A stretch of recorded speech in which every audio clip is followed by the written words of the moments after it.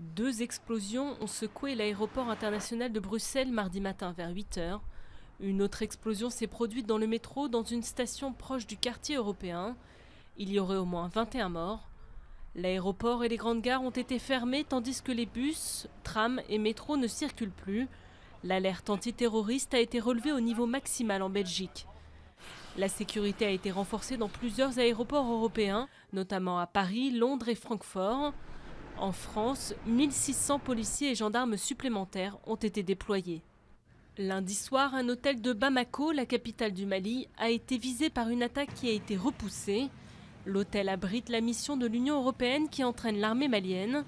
Un des assaillants a été tué, les autres sont en fuite et 2 suspects ont été interpellés.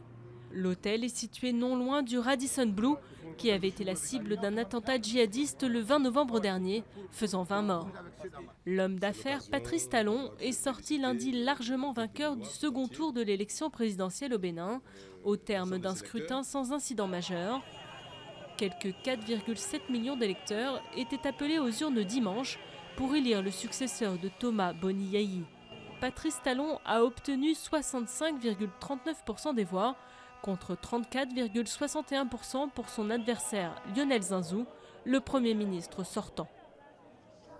Sophie Marceau est en tournée en Asie. L'actrice et réalisatrice française était l'invitée d'honneur d'un dîner organisé à Jakarta, en Indonésie, dans le cadre d'une opération célébrant la France à travers le monde. Sophie Marceau a affirmé voyager beaucoup en Asie depuis 30 ans, pour le cinéma, mais aussi dans le but de promouvoir l'artisanat français.